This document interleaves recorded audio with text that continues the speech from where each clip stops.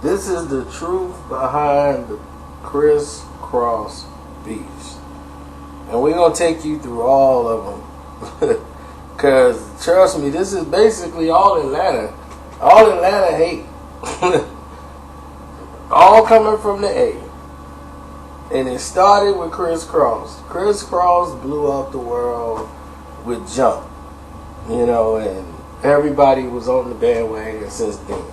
They had personality, they had style, you had the backwards, everything backwards, pants, backwards jerseys.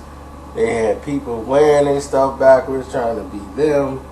Then Warming Up Chris come out, and everybody's Kriss Kross nuts. So, with this in play, record companies decided, that's it, kid groups. We need more kid groups. We need them now. That's what's hot. Go out and grab some of these damn kids. So you start seeing more kid groups come up. The younger the better. But there were kid groups already in the making that were really writing their own rhymes and spitting at the same time. And one of those crews was called the Youngstas. You know, the Youngsters, they was really putting in work and doing all their stuff. And so every chance, you know, they got, and on their first album, they were out there dissing the Kriss Kross, you know, talking about they don't write their own rhymes and they real and they in the streets. And they came up under Naughty by Nature, and Tretch was helping write some of their rhymes. You know, and when they had something for the Youngsters and Pass the Mic, you know, and people was like, man, they dissing Kriss Kross, you know, they come out on the Soul Train Awards and did the appearance and did the song, and, you know, people noticed that something was going on here. And Tretch, I believe, wrote Cruise Pop back in '93, but that's when the beef was really, you know, getting started. So after the first album, Kriss Kross was catching a lot of hate from the other kid rap groups that were coming up because they were just trying to get in the game. So when they decided to go into the studio for their second album, they decided to come after them on the song Alright. When they did Alright with Super Cat. Alright, man, that is alright. What did he say? I kept it real when y'all chose to pass the mic. Everything is real, but you want to diss cause the Nick sold a couple mil. You can't say nothing when you're last in the line. So when you diss, just let me know I'm on your mind, and that's alright. So when that happened, and they dropped that line, you know, they was like, oh, okay, Kriss Kross gonna respond back to us. But the group had so many inner problems, they weren't prepared to come back with nothing after that. They were done. They were completely done. They had nothing to respond with. They tried to come back with some other, like, okay, now it's a battle. But it was people in there who wasn't happy with the way money was split, and it took a while with studio time, and records, you know, wasn't moving the way they wanted to move them. So, and then Tank got on there. So jump if you want me. So they were all in the boots and the clothes with the hoodies and the bats, but it was like nothing that they could market. So after Is You With Me and all that stuff started to file out, they came back with Hip Hop Ride, and they came back with the pop hit. Oh, let me take you on a hip hop ride, better side to side, and make your body go, glide, glide, glide, glide.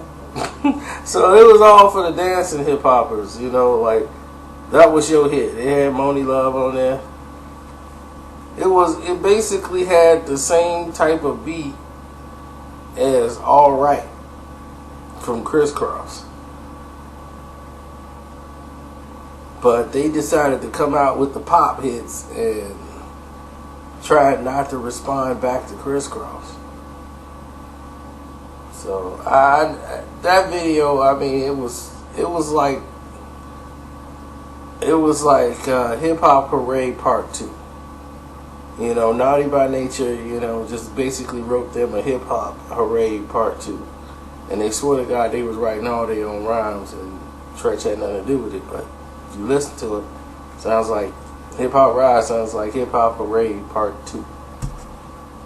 So then we move forward. That's going on, and at the same time, ABC, another bad creation, decides that they want to get in there and diss because they were hiding. They had the song Aisha, you are the girl I never had, and the playground, you know, playground, which is really the same song as Aisha at the playground.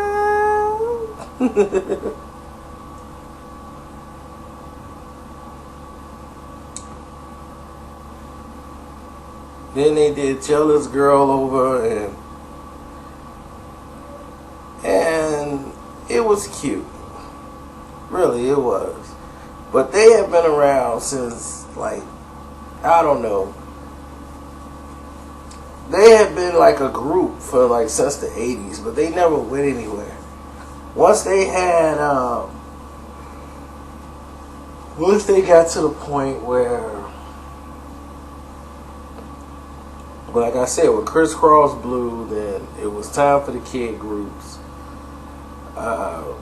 ABC was in there, and Kriss Kross blew up, and ABC blew up.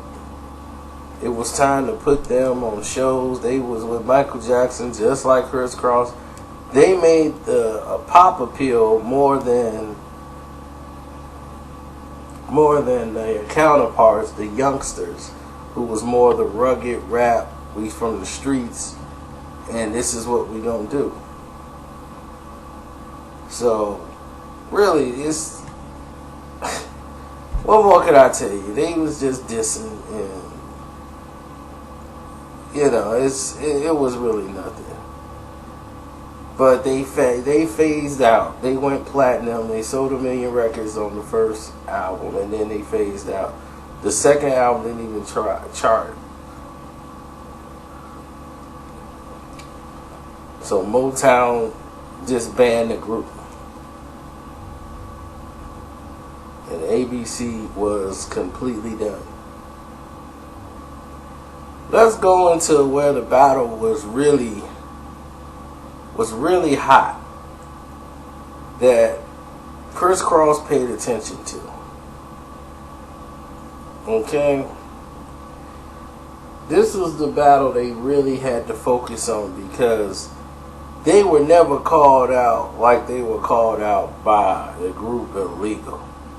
If you don't remember Illegal, they had the red CD, the red tape. If you had the cassette, it had a red tape.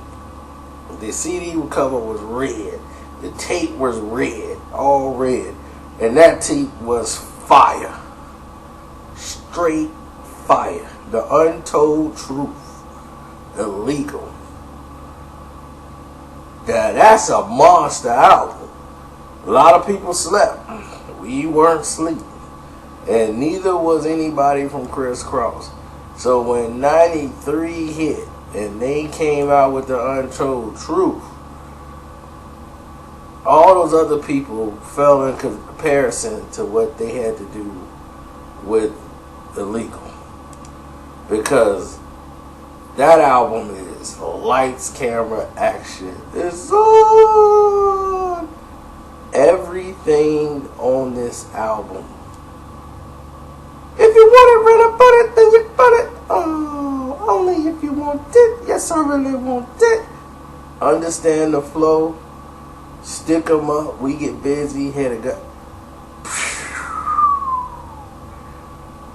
Illegal, the Untold Truth is some of the best production you have seen on an album in a long time. Eric Sermon, Lord Finesse, Biz Markie, Dallas Austin, who worked with Another Bad Creation too. So this was like, look, we going with this. Diamond D, you know what I'm saying? This was some of the best hip hop you was gonna get because it was raw. Because they were writing their own raps, and these was little kids, and the thing was they were individuals. They were individuals. They were not a group. They got put into a group. They went in for individual deals. You know, and when they went in, they were like, look, we think y'all gonna work better as a group than being separated. You know, we think if we put y'all together that this will, that this will work out.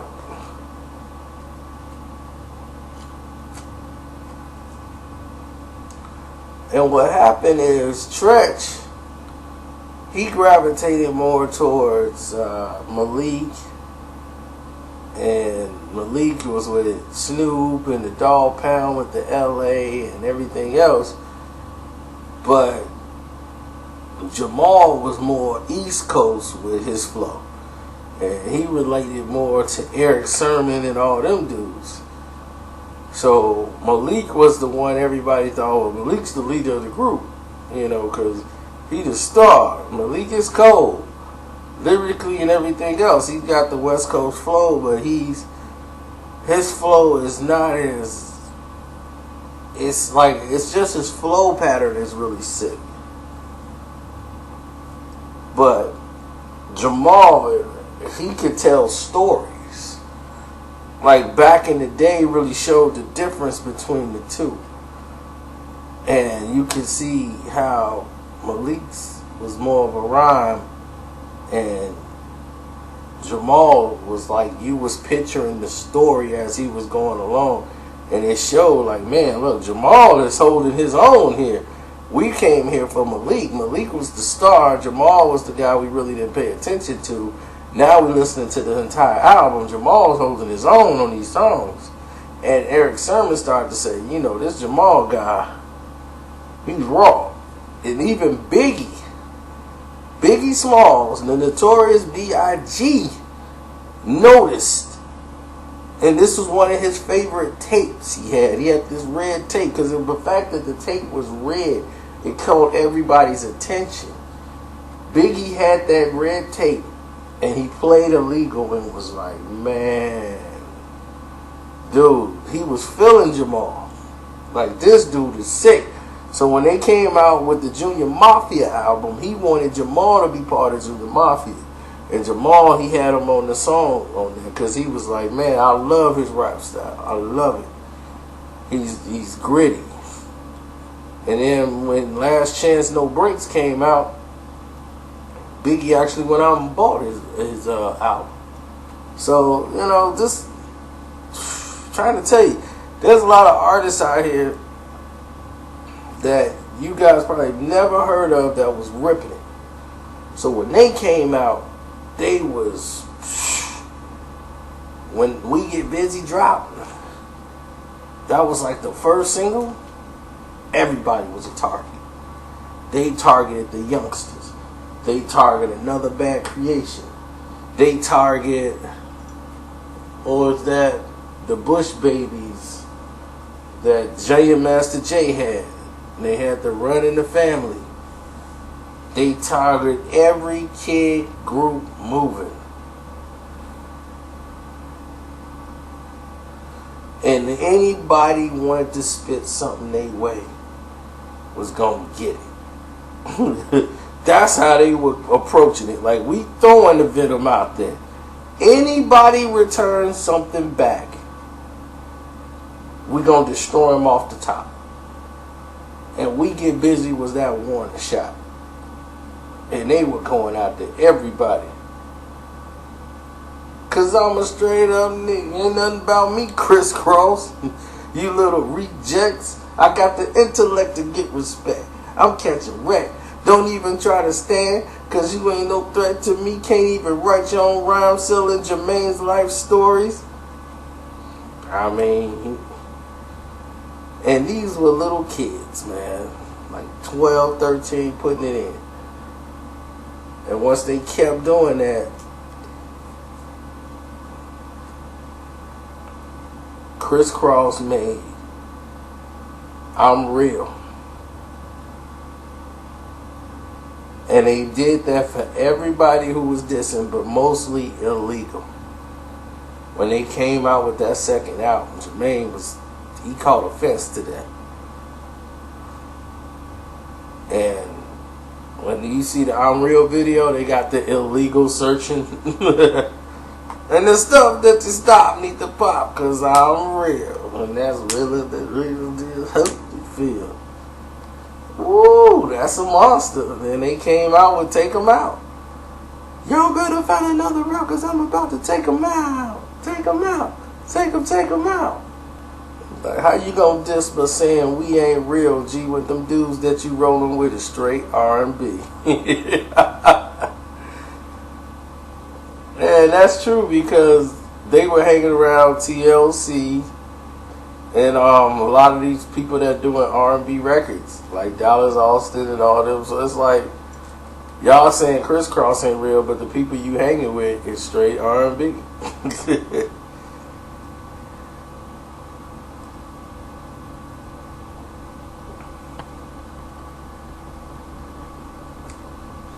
But I would have loved to see that battle. That would have been cute. But what happened to Illegal was that after the first album, the group departed because they didn't want to be a group in the first place. The album was a monster. It went gold. They had 3 successful singles on there. And it was like, okay, this is good. We finally got our recognition. Now we can get deals. They all wanted deals for themselves, so they all went their own ways. They did the Things Change with Too Short on the Cocktails album, and then that was it. It was like, we out. And when they left, Malik got a deal with, I think, MCA or somebody like that, or Rowdy Records. And what's his name got a deal. Jamal went with Eric B. I mean, not Eric B, but Eric Sermon and the Def Squad. You know, Keith Murray and all them. Because that's where he fit in. And Malik hung around Snoop and all those guys, the Dog Pound. And they were actually, Snoop and the Dog Pound actually make an appearance in the Back in the Day video. You see them up when they show Malik, you see like Daz and Snoop walked up to him. And they named him Lil Dog, Lil Malik, Lil Chocolate Loke. That was his name, Lil Chocolate Loke.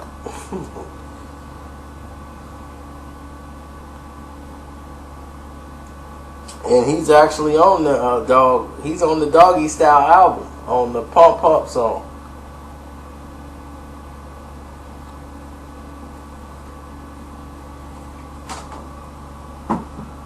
So he was actually a member of Dog Pound that wasn't signed to Dog Pound. But he was so raw they had to put him on there. And then he had that song Malik Flows On, and that didn't catch on and it phased out, so Kriss Kross was left without a battle. You know, they stepped up to the plate saying we ready for it, and yet nobody stepped back to return any fire. So the group was going through life, and then they came back with the Young, Rich and Dangerous album, and it was really a whole different world at that time. the brat was blown up bigger than them, and so they were grown at this time. Like, they were like 18, 19 years old, about to be 20, and they were millionaires at the time. And it was like, look, we got all this money now, we young, rich, and dangerous. So the album was dope, but people wasn't ready for Kriss Kross to be grown. You know, it was just like, I'm not used to seeing Kriss Kross grown. So the album didn't do what it should have really done, because it was some great promotion on the album, but it ended up phasing out. And unfortunately, we didn't get to see, you know, some of the battles go back and then forth and back and forth, because everybody just went their own separate ways with the Kid Ram beef. So, but as far as the better album, Illegal had the better album of any of them. The Youngstas, ABC, Kriss Kross, Illegal, The Untold Truth is the truth. Like, Band the Iggity is one of, it was the funniest thing ever, because when Band the Iggity came out, it's like people was still using that flow, and it had gotten out of control. They're taking it, shaking it, breaking it, making it, I'm sick of it, coming around, you know, when they just bouncing the words to the next word. I'm taking a shaking and breaking and making a mind. You're way behind. You need a talent on because I made your title for you. Hoping to pray to whistle down and wake, but I'm like, oh, y'all understand? You know, that flow was played at that time. Everybody was using it. The Daz Effects, and you had Lords of the Underground. It's like, look, it's time to call halt to this, because here's these other guys coming up. People who don't do it is trying to do it. It's time for it to stop.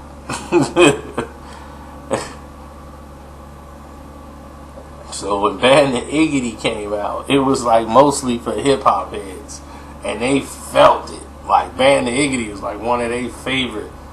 And it was a song you didn't listen to that much, but if you listen to it, Band the Iggity, it would crack you up laughing. Like, I'm telling you right now, man, just Band the Iggity. And that's what the flow was called, the Iggity flow. So, that's a life lesson right here. I'm out.